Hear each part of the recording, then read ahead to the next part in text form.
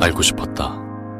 주목받는 자리에서도 고요해질 수 있는 방법을, 속도를 높이는 이유와 천천히 달려야만 볼 수 있는 것들에 대해, 누구를 웃게 해야 하는지, 무엇과 손잡아야 하는지. 지금 당신은 되고 싶었던 당신인가? 나는 그렇다. 당신의 가장 찬란한 순간, 임팔라. Chevrolet, find new roads. 이 광고가 흐르는 30초 동안 굶주림으로 사라져가는 아이들은 6명. 당신의 전화 한 통이 이 아이들의 생명을 지킬 수 있는 빵과 물이 됩니다. 한 아이의 생명을 구하는 것보다 더 값진 일이 있을까요? 월 2만 원이 만드는 작은 기적. 지금 당신의 전화로 시작됩니다.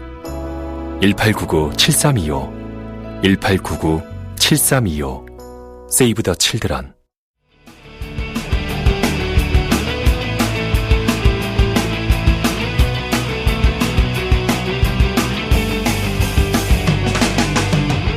살면서 누구나 한 번쯤은 궁금해하지만 아무도 정확히 알려주지 않는 주제들을 선정해서 얕게 한번 파보겠습니다.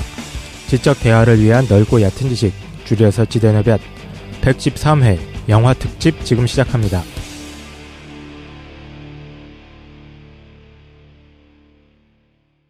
한 주간 잘 보내셨습니까? 네. 오늘은 자기소개로 시작한 날입니다. 저는 신자유주의 미스테리 관심 많은 최 사장입니다. 덕이 많은 덕실입니다. 안녕하세요. 갈수록 숨쉬는 게 무거워져가는 깡쌤입니다. 숨쉬든 무겁게. 네, 안녕하세요. 김도인입니다. 김도인 인문 베스트셀러 2위. 김 작가님 되셨군요. 야, 지금 책도 안 나오고 예약 판매만 하고 있는데. 네, 알고 보면 책도 감사합니다. 사실은 안 쓰셨다는 소문이. 지금 쓰고 있다는 소문이 있어요. A4로 뽑고 있다고. 네. 맞습니까? 숨쉬듯 가볍게인가요? 책 제목이? 네네. 숨쉬듯 가볍게. 오늘 이제 예판한 지 한 일주일밖에 안 됐는데 책이 안 나왔는데 알라딘 인문 2위. 와. 예스24 인문 3위였어요. 네. 이게 뭐 정노이도 수면 무호흡적 환자들이나 네. 뭐 천식 환자들을 위한 책인가요? 네, 다 고쳐드려요. 아. 네. 말도 안 되는 얘기라고 있어요. 이거 뭐 오늘은 뭐 얘기할 거 없이 책이 실제로 나오면 그때 좀 본격적으로 한번 얘기 같이 해보는 것도 괜찮을 것 같습니다. 네. 기대되는구만. 오늘은 뭐 할 차례냐? 새로운 에피소드가 시작하는 날입니다. 지난주까지 우리 여행지 특집을 진행을 했어요. 그죠? 네. 그리고 새롭게 시작하는 거는 영화 특집으로 돌아왔습니다. 빰빰. 지난번 영화 아니었어요? 지난번에 했던 거는 사실 여행지 특집인데 영화 2편이나 본 것 같은데 우리. 조용히 해. 그래서 어쨌든 영화 특집을 진행하게 됐습니다. 그래서 저희가 재미있게 인상 깊게 봤던 영화들 혹은 뭐 개봉을 곧 하는 영화들에 대해서 저희가 알고 있는 것들 이런 것들에 대해서 사회에 걸쳐가지고 좀 재미있게 한번 진행해 보려고 하고 있습니다.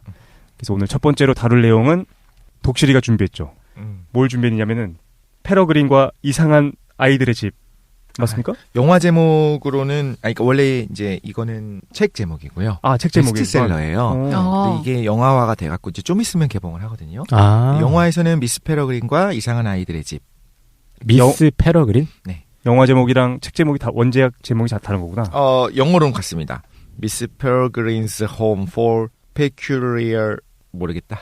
그래 잘 읽은 것 같은데. 못 읽냐? 칠드런. 그렇구나. 이상했어.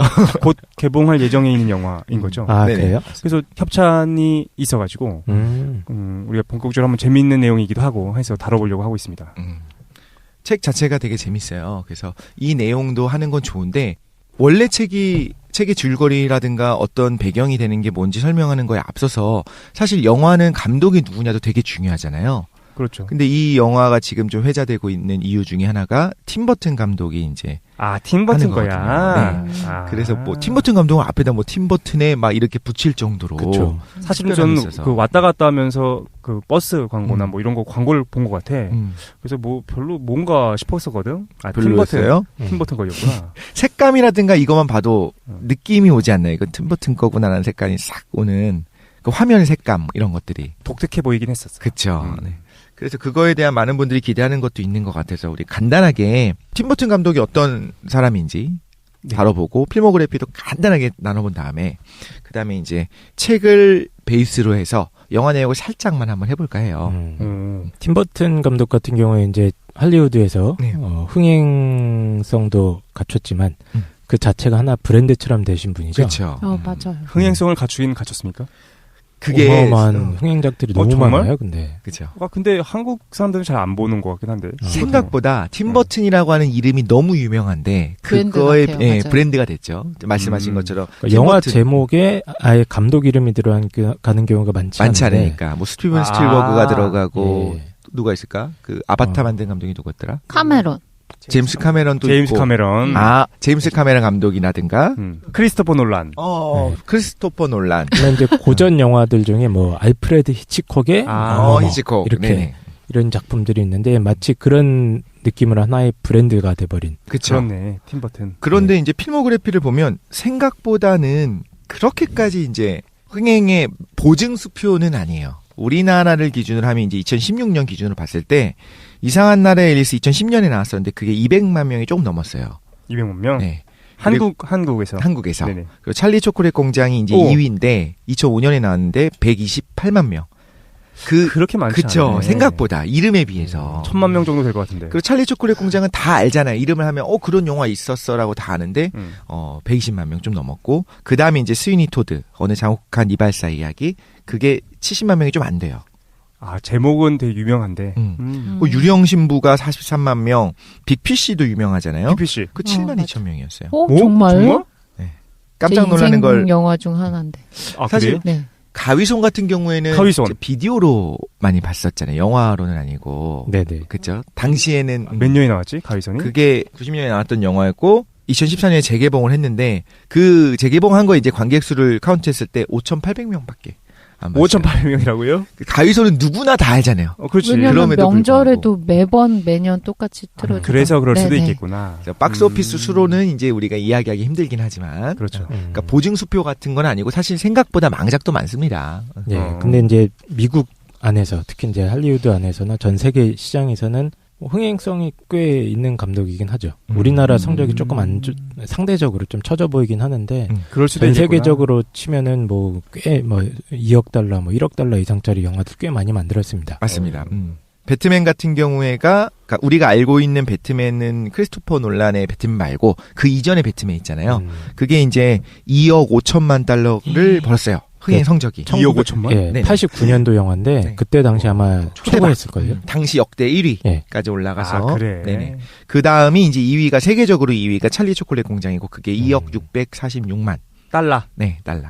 예. 그럼 2천억을 본 거예요? 이게 또 이제 초대박 중에 하나인 거죠. 그렇구나. 대박 중에 하나. 상대적으로 한국에서는 잘 네. 흥행이 안 됐구나. 네, 가위손 같은 경우도 이제 5,600만 달러 이렇게 했었는데 근데 이런 뭐 흥행 성적 이건 흥행하는 감독이다 이거로만 따지기에는 우리나라도 뭐 쌍천만 감독의 영화에 대한 이제 평가는 좀 호불호가 갈리는 거 보면 쌍천만? 네, 천만이 뭐 이렇게 2개 있는 감독 같은 게 쌍천만이에요. 전문적으로 쌍천만이라고 하는 거예요?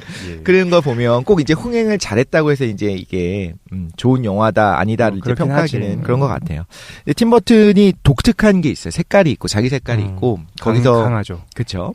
캐릭터에 대한 특징들도 있기 때문에 일단 어떤 생애를 사는지 간단하게 좀 살펴보면 좋을 것 같아요. 그럼 오늘은 이제 팀버튼의 생애부터 좀 말씀해 주시죠. 그렇죠. 그게 1부고 2부에서는 우리가 이제 페러그린과 이상한 아이들의 집을 한번 다뤄보려고 합니다.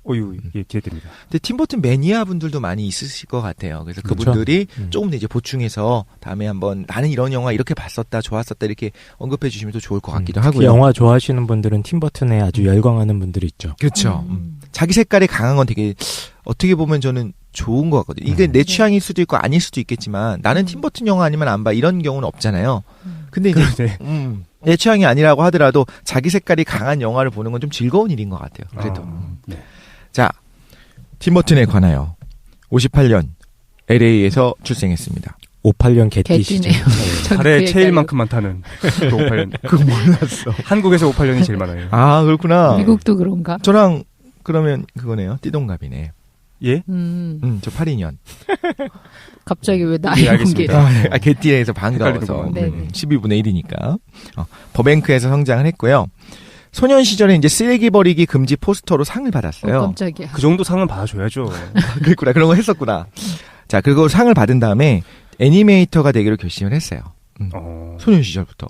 예, 팀버튼 같은 경우에 이제 어렸을 때를 회고하는 인터뷰들을 좀 보면은 자기 말로는 어렸을 때 상당히 불우했다, 우울했다라고 얘기를 해요. 근데 어렸을 때요? 가정 형편이 뭐 딱히 어려웠던 건 아닌데 굉장히 좀 평범한 미국 중산층, 백인 중산층 가정.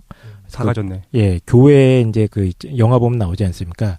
한적한 교회에 뭐 이제 2층 집, 3층 집 딱 올라가 있고 그 앞에 앞마당에 이제 잔디 쿨러 돌아가고 자동차 있고. 예, 그렇죠.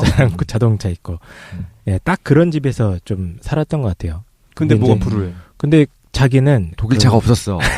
독일 차는 있어야죠. 그게 생애 아니라 첫 차가 미국 차였어.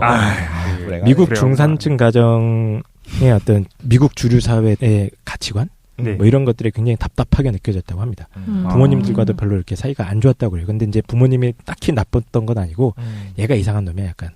팀버튼이라는 사람 빠따 맞아야 자체가 되는구나. 예, 그래서 워낙 독특한 세계를 갖고 있었기 때문에 그거를 이해받지 못해서 좀 우울하고 이랬던 시절을 많이 겪었던 것 같습니다. 그래서 그게 영화에 많이 예, 드러나죠. 그게 굉장히 많이 드러나죠. 아웃사이더에 대한 어떤 애착, 맞습니다. 예. 사랑 이런 것들이. 예. 그러니까 본인 그래요? 스스로의 기본 정서 자체가 아웃사이더라고 생각하는 게 있어요. 그러니까 내 세계가 이 사회에서 잘 인정받지 못할 것 같고. 중2병 아닙니까? 예, 중2병이죠, 전형적인. 타임보다 민감했던 거 아닙니까? 근데 진짜 그런 느낌 들어요. 타임보다 민감한 느낌. 그래서 어렸을 때 막 공포 영화 이런 거 엄청 좋아했다 그러고 혼자 막 책 귀퉁이에다가 이상한 그림 그린 애들 있잖아요. 귀퉁이에다가. 예, 그래서 만화 그리고 일러스트 그리고 이런 걸 갖다가 아주 어린 시절부터 굉장히 많이 해서 그림 그리는 게 거의 유일한 탈출구였다. 이렇게 얘기를 하기도 하더라고요. 그래서 이제 지금 얘기했던 게 중학교 3학년 때 이제 그 대중에 소개된 최초의 작품이죠. 팀버튼의 쓰레기 무단 투기 금지 포스터. 이때 애니메이터가 되려고 그랬군요. 그래서 거기서 1등 하는 바람에 그 지역에서 1년 동안 이 그림이 붙어 다녔대요. 아, 그래? 네. 그러니까 어떻게 보면 공감받지 못하던 음. 학생이 그려서 낸 것이 이제 대중에게 소개될 때 사람들이 칭찬을 해준 거잖아요. 거기서 이제 뭔가 이게 카타르시스를 느끼고 내 길이구나. 그랬겠구만. 느꼈겠죠. 도희님 진단해 주십시오. 팀버튼 어떤 사람입니까?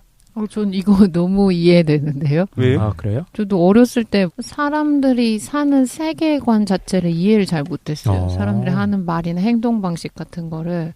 근데 누구나 사람들마다 자기 특성이 있으니까 정서적인 게 조금 예민하거나 아니면 남들이랑 다르다고 느끼면 이렇게 형성될 수 있는 것 같아요.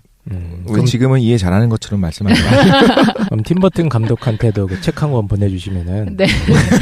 그래. 네, 네. 사실 나는 이런 사람들이 불편해. 그러니까 그때 예민한 사람들이나 그리고 자기가 독특함에 대해서 되게 추구하는 사람들 있잖아요. 근데 그럴 필요가 있나? 좀 새도 들어. 팀버튼 감독 같은 경우엔 그런 자신의 특성들을 너무나 좋게 최대한 이제 표현한 게 되는 거 아닌가요? 그렇죠. 영화 영화로 감독으로서. 예술로 표현을 하게 되는데, 예, 그래서 어쨌든 미술적 재능이 굉장히 뛰어났던 거죠. 어렸을 때부터. 그렇군요. 색채 감각도 예. 너무 그렇고. 그래서 아예 이제 그 디즈니 영화사 있지 않습니까?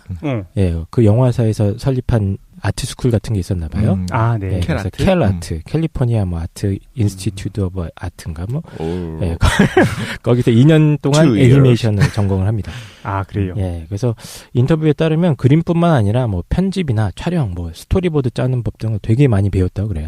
예, 거기서의 경험이 거기서 배웠구나. 크게 도움이 많이 됐다.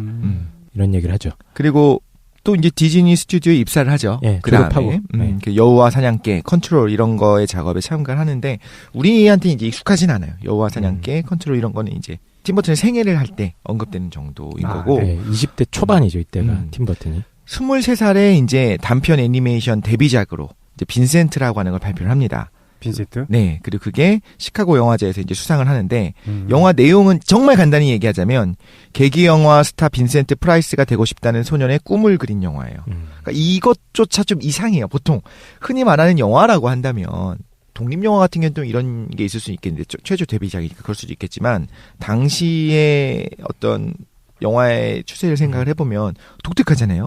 괴기 영화 스타가 되고 싶어하는 소년의 꿈. 근데 이 괴기 영화 스타 빈센트 프라이스가 실제로 팀버튼이 어렸을 때 가장 좋아했던 배우 중에 하나였어요. 그래서 이 사람이 미국 헐리우드에서 공포 영화에 항상 단골로 출연하는 그런 유명 배우였거든요. 빈센트 프라이스가 이제 그 자기의 어떤 자전적인 이야기를 이렇게 애니메이션으로 녹여냈던 거죠. 그래서 이때 당시가 이제 디즈니에서 일하던 당시였는데 팀버튼이 이때 인터뷰한 거 보면 정말 미쳐버린 줄 알았다. 이런 얘기를 합니다. 디즈니랑 별로 예. 안 맞은 거죠. 그때 당시 이제 디즈니 회사도 사실은 잘 나가던 때는 아니에요. 약간 침체기에 아직은? 있던 때였고 그때 초대박이 있었었고 예, 그 예. 다음이니까 이제 예. 약간 침체기고 그런 상태였는데 정말 미쳐버려진 줄 알았다 이런 얘기를 합니다. 왜냐하면 거기서 일하는 게 자기한테는 이제 좀비 같은 공장 노동자 생활이었다는 거예요. 그래서 딱 출근하면 자기가 그리기 싫은 이상한 그림만 그리게 하는 거야. 예를 들면 이제 디즈니 특유의 어떤 귀여운 작은 동물들 이런 거 많이 나오지 않습니까? 예.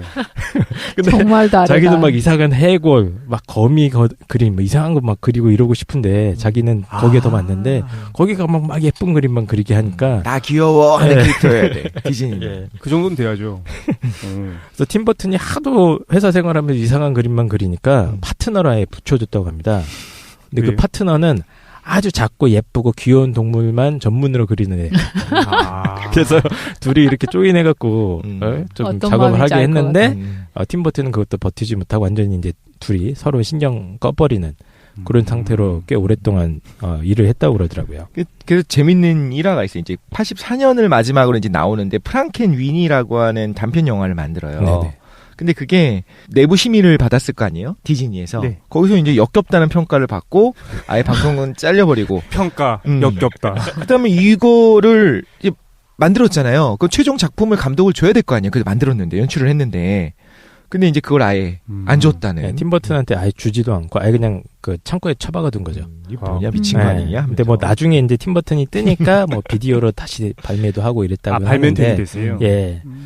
어쨌든 팀 버튼한테는 그때 당시 한 5, 6세 정도까지 굉장히 좀 암흑기 자기 인생에 있어서 그렇게 표현을 하더라고요. 사실 그런 게 있었네. 약간 뭐 니체식으로 얘기해야 되나? 뭐 니체 두 가지 구분하지 않습니까? 아폴론적인 것과 디오니소스적인 것. 그 두 가지로 맞아요. 구분해가지고 그런 게 있다는 거야. 논리적이고 정합적이고 아름답고 그런 걸 추구하는 그 어떤 서구의 정신이 있고 반면에 그 서구의 정신이 계속해서 억압해왔던 것이 디오니소스적인 거에 대한 얘기 하잖아요. 그래서 못생기고 못나고 비논리적이고 감정적이고. 네. 그러니까 어떻게 보면 팀 버튼은 디오니소스적인 것들에 대해서 지향했던 사람 그렇죠. 볼 수도 있나?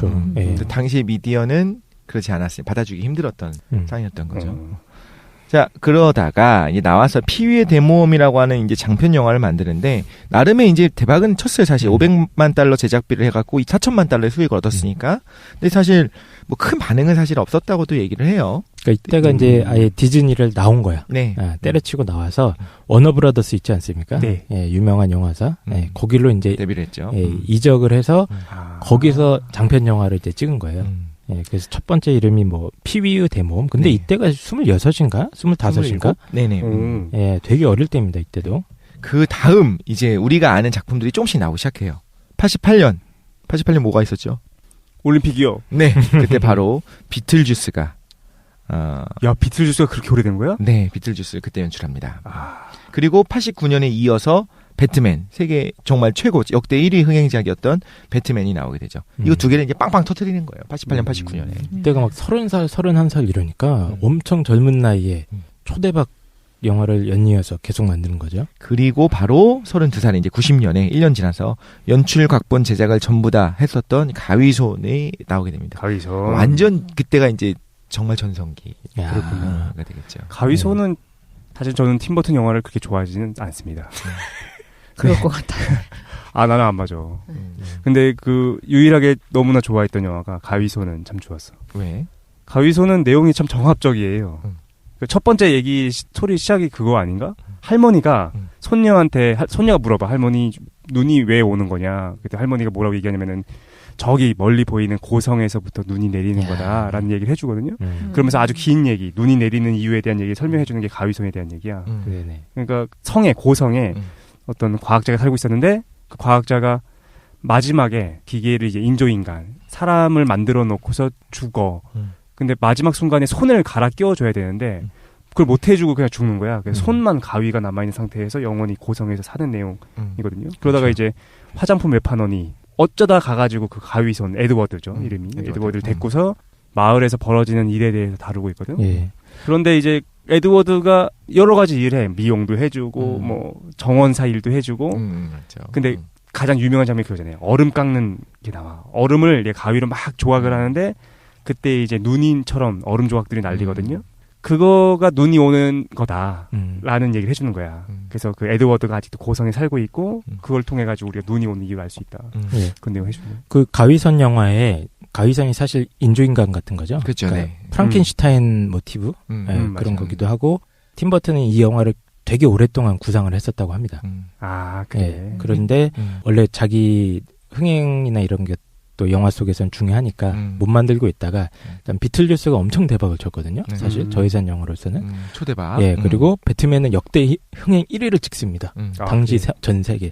그러니까 이제 마음대로 만들 수가 있는 거야. 예, 그래서 이제 가위선을 만들었다. 이렇게 된 거고 여기에 빈센트 프라이스라는 아까 그 자기가 좋아했던 우상이 출연을 합니다. 아 그래요. 예. 가위손 에드워드를 네. 만든 그 미치광이 과학자가 빈센트 프라이스예요.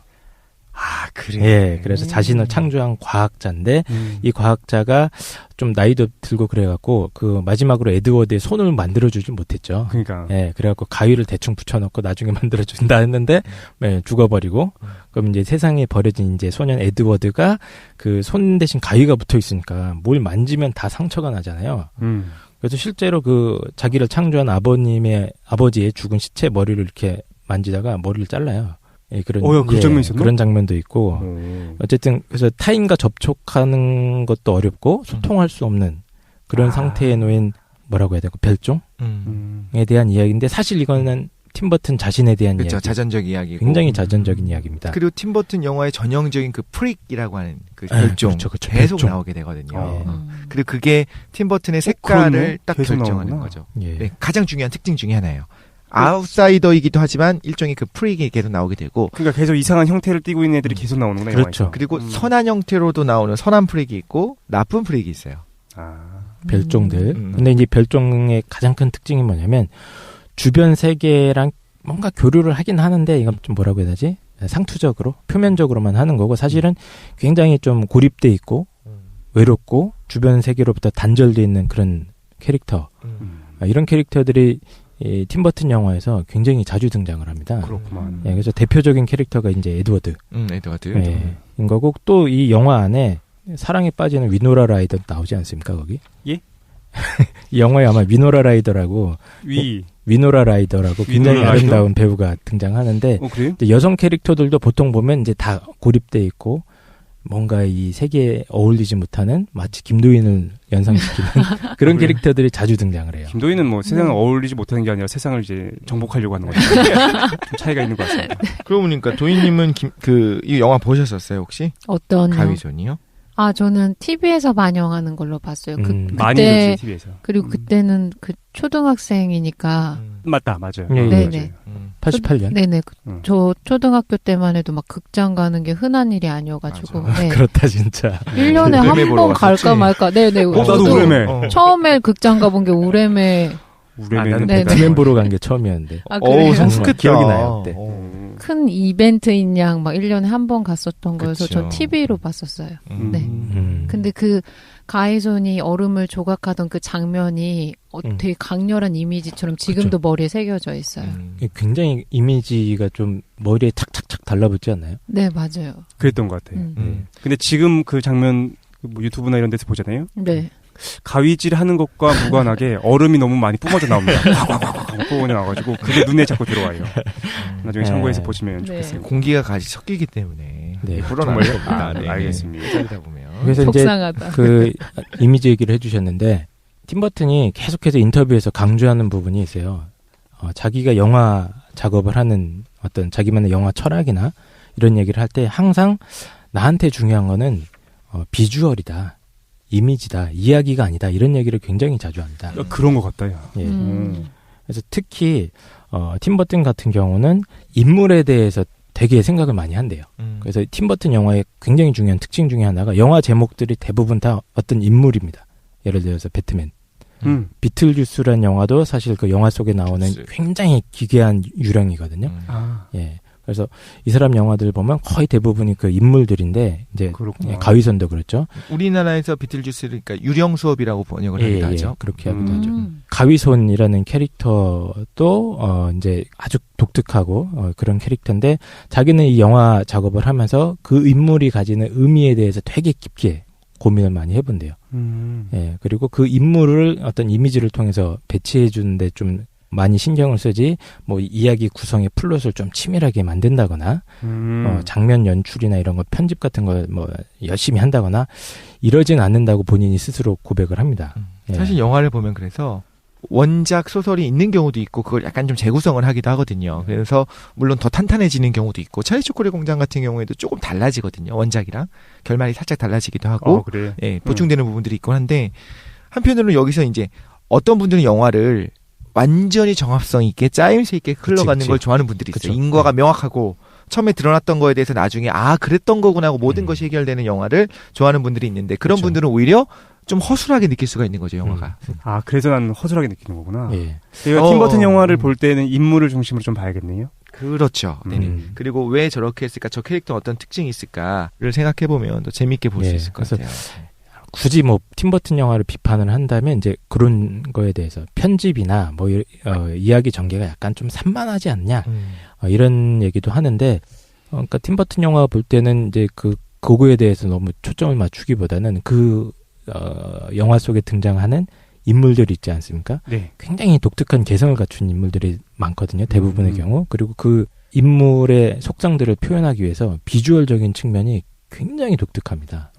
예, 그래서 저 기억에도 남는 영화가 이제 비틀주스라는 영화였는데 그 유령들이 떼거지로 나오는 영화거든요.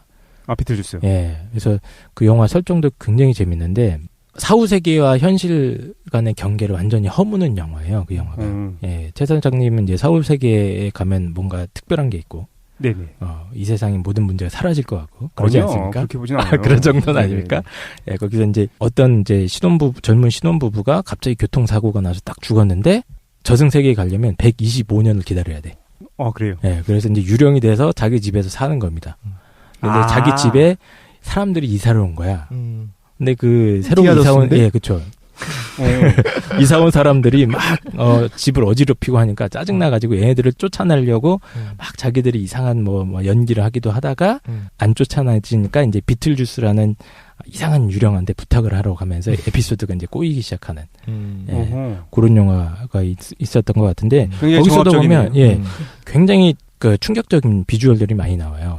종이처럼 납작하게 눌린 남자라든가 뭐 허리부터 두동강이 난 여자라든가 이런 캐릭터들이 등장하는데 이제 죽었을 때 당시 그대로 유령이 되기 때문에 그런 거거든요. 아이고. 예. 잘 죽어야겠네. 예. 그래서 팀버튼 영화를 감상하는 여러 가지 포인트 중에 하나가 그 영화 속에 있는 인물의 독특한 개성, 그리고 그게 어떤 방식으로 좀 이미지화되는지, 비주얼화되는지 이런 것들을 감상하면 좀 되게 재밌을 것 같습니다. 네. 그럼 팀버튼이 그래서 재미있는 뭐 인터뷰들을 하다가 재미있는 말들을 해요. 그 중에 되게 인상적인 거로 뭐 한두 개만 꼽아보자면, 그러면 이제 내면을 알 수 있을 것이고, 그리고 그 영화를 이해하기 좋으니까 삶에 대해서 이렇게 얘기를 하더라고요. 나는 삶이란 궁극적으로 비극적이라고 생각하는 편이지만 대단히 긍정적인 방식의 비극성이다. 살다 보면 비극적인 일을 수도 없이 겪게 마련이지만 다 나쁘기만 한 것은 아니다. 그래서 나는 비극을 재미있게 표현하는 일이 좋다. 그래서 동화 같거든요, 분명히. 그렇죠. 그런데 좀 잔혹한 느낌이 나는 동화예요. 맞아요. 애들이 보기에, 혹은 또 어른이 보면 애들은 그냥 깔깔거리고 웃고 좋아할 수도 있어요. 그 사실 찰리 초콜릿 공장 같은 걸 보면서 저도 그렇게 느꼈는데, 네. 원래 원작 자체도 약간 좀 느낌이 나이 들어서 보면 싸늘한 부분들이 있는데, 그렇죠. 거의 막 애들이 되게 황당하게 죽는 거잖아. 사실상 죽기 직전 그렇죠. 살아는 나는데 살아도 산 게 아닌 게 되는. 그런데 어른이 볼 때는 좀 잔혹하지 않나 맞아요, 싶은 맞아요. 생각이 들 정도로. 네, 잔혹 동화죠, 잔혹 동화들. 그리고 동화를 너무 좋아해요. 동화를 항상 만들고 싶어 하는 것 같은데, 이런 이야기도 했습니다. 삶이 원래 알 수 없는 거 아닐까? 모든 것들이 삶과 죽음에 알 수 없는 것들의 그늘 안에 놓여 있는데, 선과 악, 기쁨과 슬픔이 한데 뒤섞여 동시에 나타나니까 아주 기묘하고 복잡하게 뒤엉켜 있는 건데, 동화는 바로 그 점을 인정하고 있다는 걸 알게 되었다. 동화는 그 부조리를 인정하고 현실을 인정하지만 그때의 현실성이란 눈앞에 보이는 현실을 넘어선 것이다. 나는 동화가 훨씬 더 현실적이라는 것을 알게 되었다. 그래서 굉장히 말도 안 되는 판타지의 느낌으로 뒤엉켜 있지만 나중에 생각해보면 이게 우리 삶이랑 좀 일면 다 있는 부분들이 있고 이걸 추구하는 것 같아요. 예, 그러니까 이 잔혹한 괴물들이 이 사람 영화 속에서 항상 등장하는 게 유령, 괴물, 맞아요. 좀 별종 캐릭터들, 이런 캐릭터들이 많이 나오는데 그런 캐릭터들을 통해서 사실은 이제 우리 삶에 담겨져 있는 뭐라고 해야 될까, 이면의 담겨져 있는 어떤 진실성 이런 걸 자꾸 드러내고 싶어하는 것 같습니다. 그리고 자전적인 고백도 하나 했습니다. 사람들이 영화를 만드는 이유는 고등학교 때 데이트 상대가 없었기 때문이다. 사람들이 영화를 만드는 이유? 영화 감독들이 그 시기에 많은 감정들이 속에 고이기 마련인데 그걸 영화에 담아내는 거다. 이렇게 고백도 하고 어린 시절의 고통을 많이 겪을수록 어른이 된 후의 삶은 풍요로워진다라고 이야기하겠다고 합니다. 네, 그렇게 해서 이제 사실 빵빵 터졌던 영화 3개 시리즈 비틀주스, 배트맨, 가위손 그다음에 이제 배트맨 리턴즈까지 해갖고 이렇게 쭉 있었어요. 배트맨 2. 배트맨 2. 그것도 진짜 짱인데. 계속 있어요. 93년에는 크리스마스의 악몽. 이거는 장편 영화 최초의 이제 스톱 모션 애니메이션 있죠. 하나씩 멈춰서 찍는 거죠. 그 애니메이션을 참 만들게 유명했지. 됐고. 저는 이 영화를 너무 재밌게 봤어가지고 일주일에 한 70초 정도 촬영을 목표로 했었대요.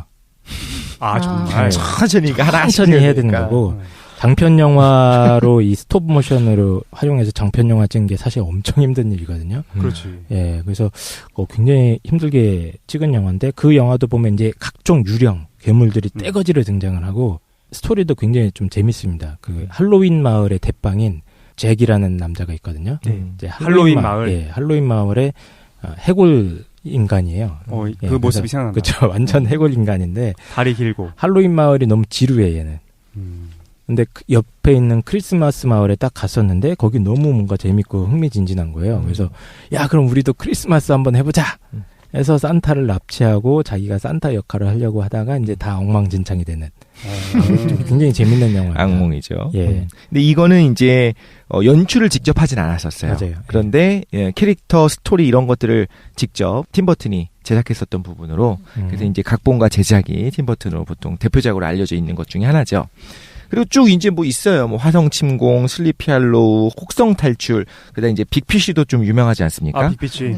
빅피쉬는 사실 좀 독특해요. 우리가 볼 때는 평범한 영화일 수 있는 거고 팀 버튼의 영화들 중에서는 조금 판타지적인 요소가 살짝 적게 들어가 있는 그렇죠. 다른 것보다. 그래요? 그리고 정말로 순수하게 감동을 추구하는 다른 것들은 약간 블랙 코미디 느낌이 나는 거였다면 얘는 조금 색깔이 약간 다르고 톤이 팀 좀 버튼 다르죠. 자신도 인터뷰에서 보면은 자기가 지금까지 만들었던 영화 중에 대본이나 각본이 제일 좋았다. 빅피쉬가.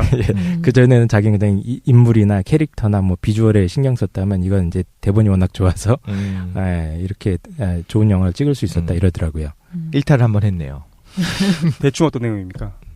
이게 개봉한 건 2003년이고 한국에는 2004년에 개봉한 걸로 기억하는데 주인공이 이완 맥그리거 나와요. 아버지의 젊었을 때 역할로 나오는데 아버지랑 부자 관계가 드러나요. 근데 이제 아버지가 약간 아들이 생각하기에는 허황된 얘기만 하고 항상 뭔가 진실되거나 인생에서 어떤 거를 정확하게 말해주는 게 아니다라고 해서 커가면서 아버지랑 관계가 틀어지게 되거든요. 나중에 이제 아버지가 죽음을 앞두고서 그 과정에서 아버지 인생을 이해하게 되는 아들의 내용이 나와요. 아버지가 뭐냐면은 자기 인생에 걸쳐가지고 말도 안 되는 막 여행을 해주는 이야기를 하는 거예요. 막 거인을 만났고 막 기괴하게 자기가 경험했었던 것들을 막 얘기해 주는데 아들 입장에서는 커가니까 그게 거짓말이거나 뭔가 허황됐다라고 생각하게 되는 거예요. 네. 근데 나중에 아버지가 했었던 체험들이 실제로는 그것과 비슷한 여행이었다는 걸 깨닫게 되고 아버지 죽음에 대해서 서로 이야기를 만들어주는데 가장 인상 깊었던 장면이 아버지가 어머니한테 고백할 때 전체적으로 수선화 밭을 만들어서 노란 밭을 만든 다음에 고백하는 장면이 나와요.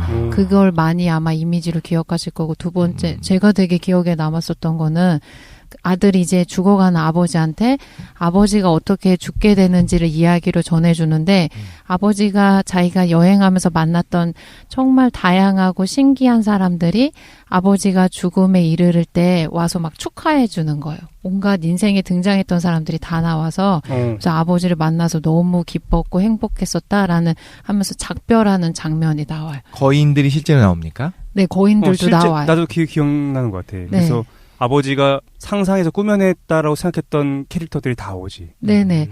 근데 전 그 마지막 장면 보통 죽음은 되게 슬프고 저희가 막 곡하고 막 애통해하고 이런 걸로 기억하잖아요. 그렇죠. 근데 어떤 한 사람이 인생을 마무리하는 시점에서 그 사람 인생에서 만났던 모든 사람들이 너를 만나서 참 좋았고 즐거운 인생이었다 이렇게 축하하는 모습이 굉장히 인상이 남았어요. 그래서 삶이라는 게 나중에 최종적으로 저러한 만남을 이뤄낼 수 있는 삶이면 정말 좋겠다라는 생각을 했었던 것 같아요. 어렸을 때.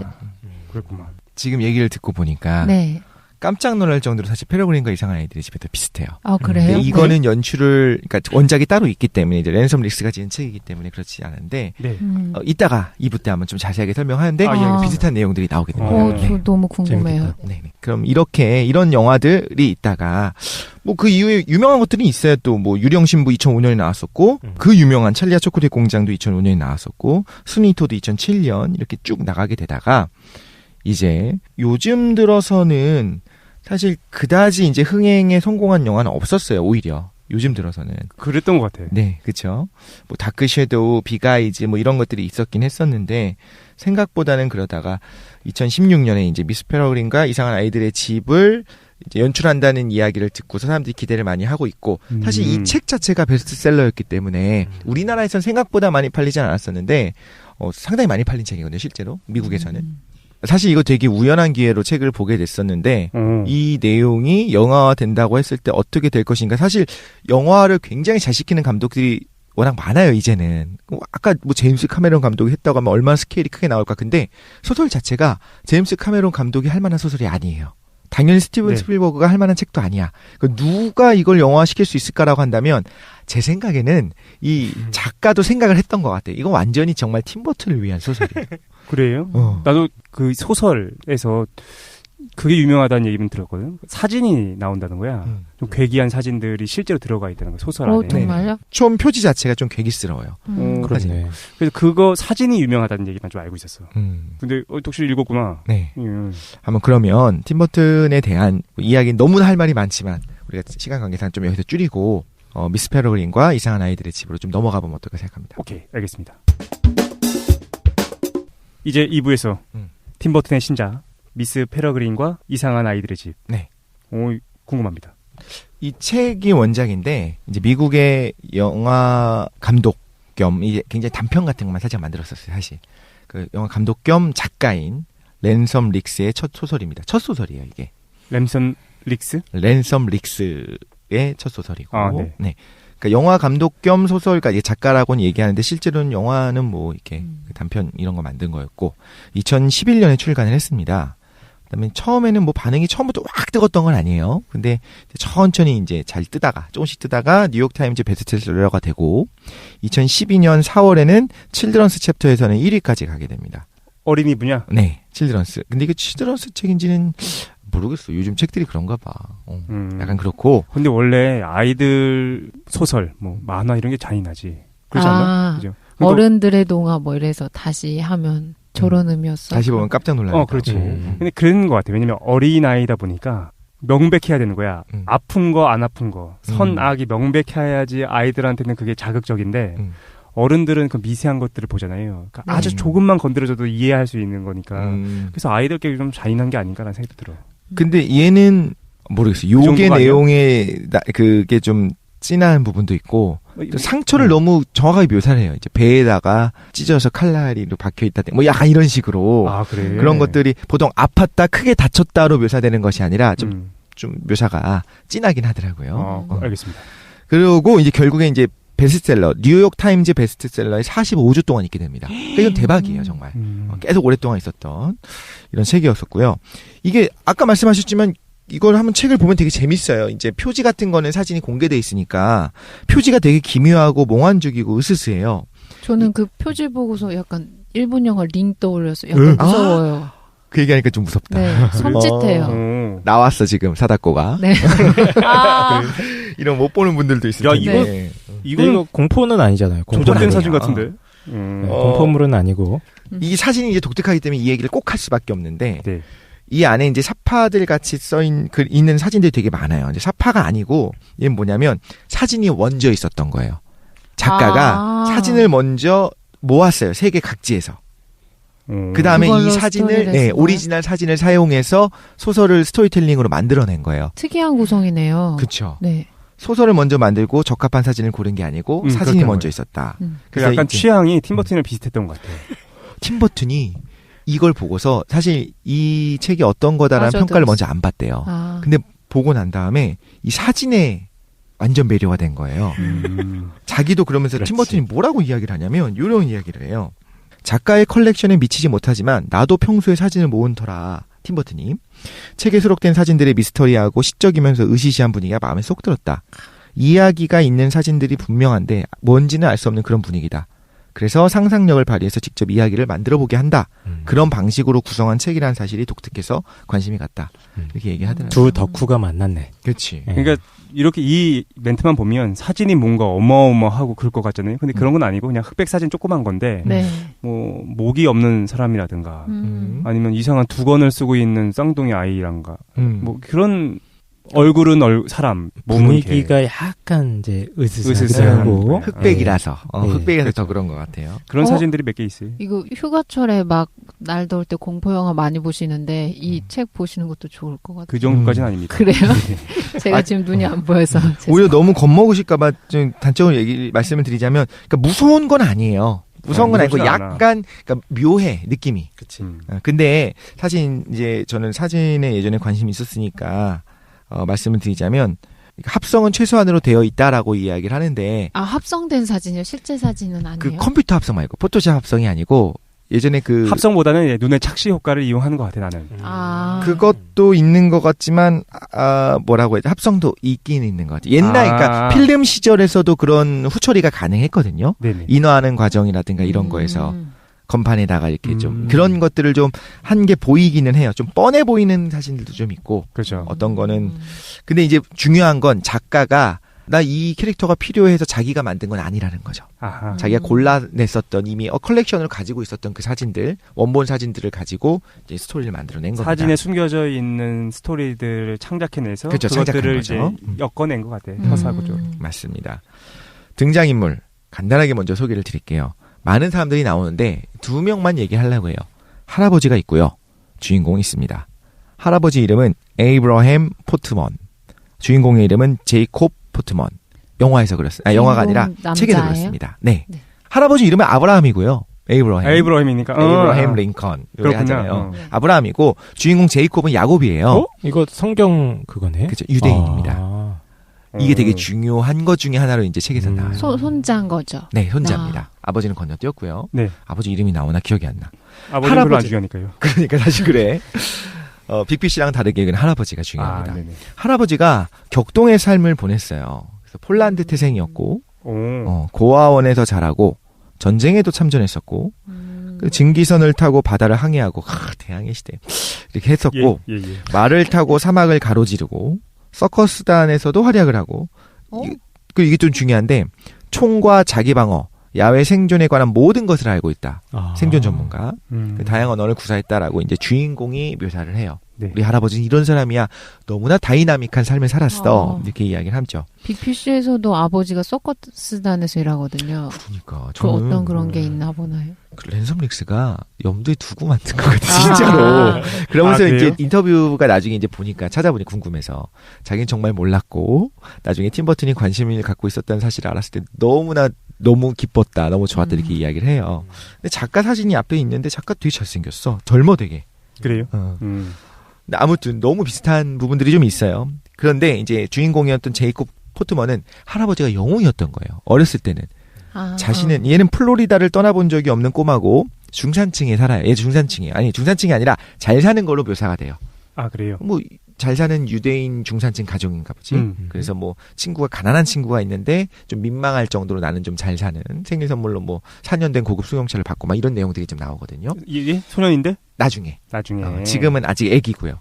근데 애기 때는 자기는 플로리다 그 좋은 데서 계속 살아왔으니까 폴란드에서 고아원에 다니다가 전쟁 나갔었던 할아버지가 자기 이야기를 계속 해줘요. 누구를 만났었는지 이야기를 하는데 그게 너무 사실인 거고 너무 흥미진진한 거예요. 그래서 얘는 뭘 원하냐면 할아버지를 동경해서 탐험가가 되고 싶어요. 나중에 그러고 싶어 한다. 그런데 이제 나이가 들면서 조금씩 철이 들 때 철든 수준은 아니고 얘가 뭔가 현실을 알아가기 시작하면서 할아버지가 얘기했었던 그 재미있는 이야기가 사실일 리가 없다고 깨닫기 시작합니다. 그러면서 이제 바로 책의 첫머리가 그거예요. 나에게 할아버지는 이런 사람이었으나 난 나이가 들면서 그게 사실일 리가 없다고 생각했다. 산타크로스가 없다는 걸 알아가는 것처럼. 네? 예? 네? 산타크로스가 없다는 거 알아가는 시점이잖아요. 그거 7살쯤 되면 갑자기 궁금한데 몇 살 정도에 없다는 걸 알았습니까? 아니 우리 청취자분들이 그걸 듣고 깜짝 놀라면 어떡하려고. 아이고 이제 천기를 누설했네. 아이고 있습니다. 있습니다. 아니 농담을 그런 농담 하시면. 근데 진짜로 언제였어요? 산타크로스가 없다는 거 알았던 거? 없다는 걸 알았던 게 언제였냐고요? 네네. 대충 고민한 시점 있지 않나? 근데 나는 그 얘기를 듣자마자 아이 구락가네. 아주 어렸을 때부터 그랬던 것 같아요. 3살짜리인데 3살짜리. 아버지가 너 말 잘 듣고 아이고. 울면은 안 돼. 아이고, 이렇게 해서 구락가네. 구락하시네요. 스테파노 씨의 부모님, 신앙 고백이었습니다. 부모님 참 고생한다 이런 느낌도 들고. 예. 듣자마자. 너무 조숙하다 진짜. 독실이는 사실 저는 기억이 안 나요. 그냥 어렸을 때 언제까지 믿었던 것 같아? 그냥 그 믿었던 게 기억이 안 나요. 방금 저도. 전까지 믿었잖아. 이럴 리가 없어. 나의 산타가. 그래? 김도희는? 저는 언제 뭐 안 믿었다기보다 4학년 이후로는 오시지 않더라고요. 그래요? 그래서 되게 늘 기다리고 있었어요. 그때 우셨던 거예요. 울면 안 되는데. 나도 사실은 깡쌤이 비슷해가지고 듣자마다는 아니었던 것 같아요. 근데 불가능하다고 생각했어. 하룻밤이 24시간, 그 짧은 시간 동안에 전 세계 인구가 몇 명인데 그걸 돌 수가 있을 것인가. 그러니까 그걸 몇 살 때 생각하냐고. 아주 어렸던 것 같아. 뭐 2살짜리가 전 세계 인구가 한 그 당시 60억 명 정도 이렇게 하진 않을 거 아니야. 그런가? 그래서 초등학교를 다니기 시작한 다음에 알지 않아요? 나도 정확히 기억이 안 나는데 아주 어릴 때부터 불가능하다고 생각했어요. 이게 불가능하다는 건 과학적으로 불가능하다는 걸 생각했다는 것 자체가 사실은 아주 어렸을 때라고 스스로 포장하고 계시지만 중학교 때입니다. 그렇군요. 이거 중학교 때였구만. 네, 왜 갑자기 그때까지 얘기하냐면은 믿었던 거야. 아주 오랜 나이까지 믿는 아이들이 있던 거야. 뭐 한 초등학교 몇 학년 그런 얘기를 가끔 듣거든요. 네. 그러면 어떤 애들이냐면 좀 부유한 아이들이었던 것 오히려 같아요. 때묻지 않고 그랬던 거 갑자기 생각이 나가지고 한번 얘기해봤습니다. 그럴 수 있겠네요. 자, 줄거리 이렇게 시작을 해요. 할아버지가 계속 어린 시절에 제이콥한테 이런 이야기를 해줘요. 나의 어린 시절에 이랬었어. 폴란드에서 태어나서 12살 때 부모님이 영국의 웨일즈 지방에 있는 어린이집으로 배를 태워서 보냈어. 이렇게 이야기를 한 거예요. 폴란드에서 태생이지만 부모님이 그쪽 어린이집, 그러니까 고아원으로 보낸 거예요. 고아원에서 자란 거고. 근데 왜냐면 폴란드에서는 괴물이 우글우글거리고 나를 죽이려고 막 괴물이 쫓아오거든요. 그래서 얘를 살리려고 보낸 거예요. 속상하다. 근데 웨일즈에는 괴물로부터 아이를 보호하기 위해 세운 근사한 어린이집이 있는데 거기는 아픈 사람도 없고 죽는 사람도 없고 지혜롭고 나이 많은 새 한 마리가 지키는 커다란 집에서 함께 모여서 살았다. 이렇게 이야기를 했어요, 할아버지는. 근데 이제 그 새가 뭐냐면 파이프 담배를 피우는 커다란 송골매가 이제 키우는 거예요, 애들을. 송골매요? 거예요. 네. 네네. 근데 송골매가 페러그린이에요, 영어로.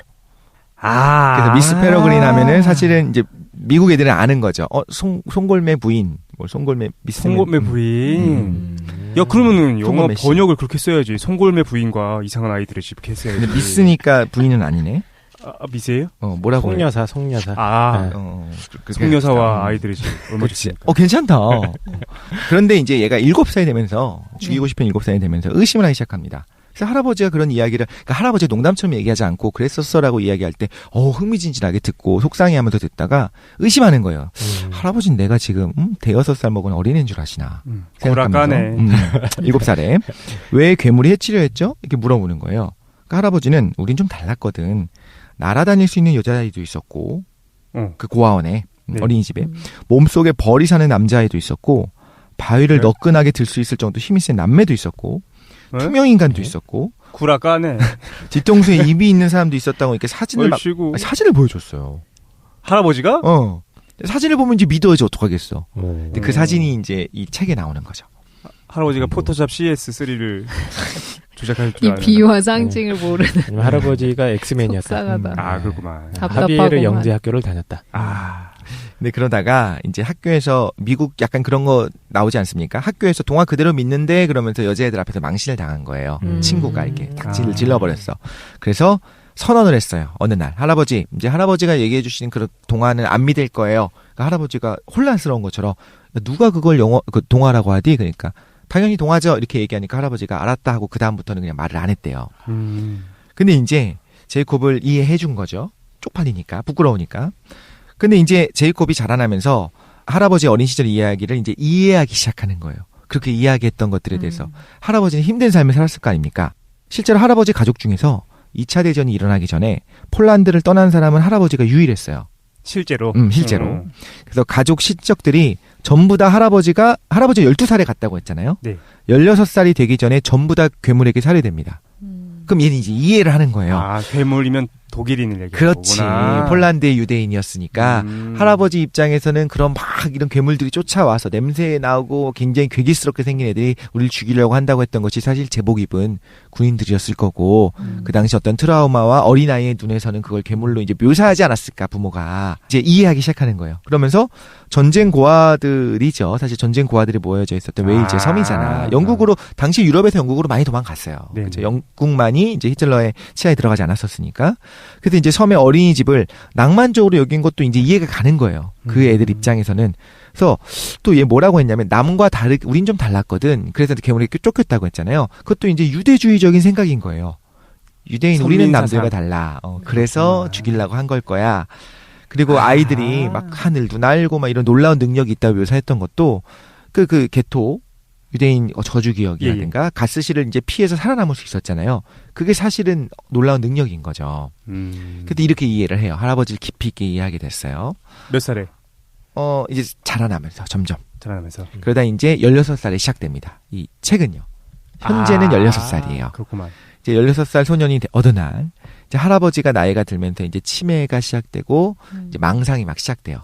그래서 예전에는 그냥 옛날에 그랬었단다라고 설명을 해줬었는데 진짜로 실제한다고 믿기 시작하는 거야, 그 괴물이. 그 괴물이 날 쫓아오려고 하는 것처럼 생각을 해요. 할아버지가? 네. 할아버지는 평생 뭘 했냐면 총기를 항상 모았어요. 언제나. 그 괴물이 오면 나는 그 괴물과 싸워서 이겨야 돼. 너를 지켜줘야 돼. 그러면서 캐비넷에다가 엄청난 무기들, 총기들을 다 가득 이렇게 집어넣는 컬렉션이 있거든요.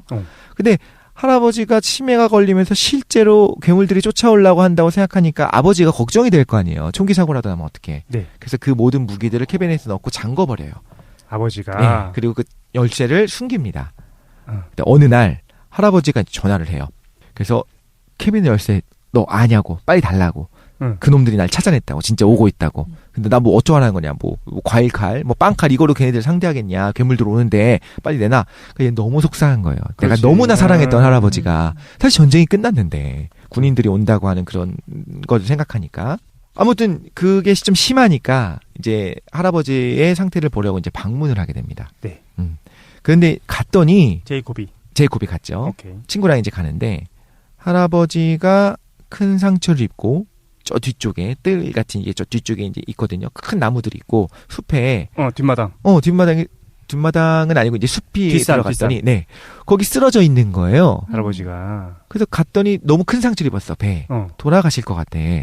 그거를 보고서 이제 너무 속상하면서도 뭔가 이상한 습격을 당한 거지. 말하자면. 네.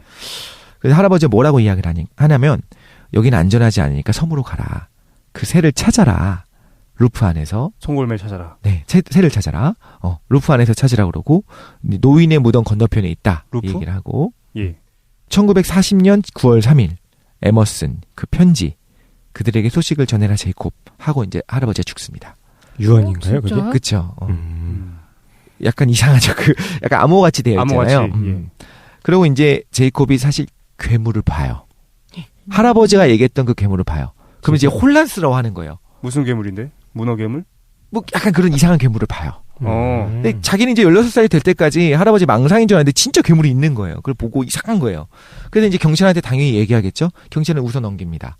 웃어 넘기는 거라기보다는 예 이렇게 했고 알겠습니다. 몽타주를 그려줬더니 그걸 주고 가려고 하는 거야. 이거 가져가셔야 되는 거 아니에요? 아 맞다. 그러면서 가져가고. 그래요? 부모님한테 얘기해. 괴물을 그려줬더니. 괴물을 이렇게 생겼어요. 이거 그려줬더니 부모님한테 얘기했더니 부모님도 그냥 너무 그래. 너무 힘들지. 그러니까 뭐 PTSD 같이 생각을 하는 거죠. 할아버지가 죽는 걸 봤잖아요. 16살짜리가. 그러니까 얘는 계속 괴물을 봤는데 자기도 이제 헷갈려하기 시작하는 거예요. 내가 본 게 괴물이 맞나? 그러면 이제 상담을 받기 시작하고. 그래요. 아무튼 그러다가 생일에 할아버지의 애장품인 렐프 월드 에머슨 시선집이라고 하는 거 선물을 받게 돼요. 할아버지 거예요, 그게. 시선집? 네. 에머슨? 시모은집. 시집. 에머슨의 시집. 근데 아까 할아버지가 뭐 40년 9월 3일 에머슨 그 편지 그들에게 소식을 전해라라고 했거든요. 네. 근데 이렇게 이상하다 싶어가지고 할아버지 책이니까 딱 펴는 순간 편지가 팔랑하고 떨어져요.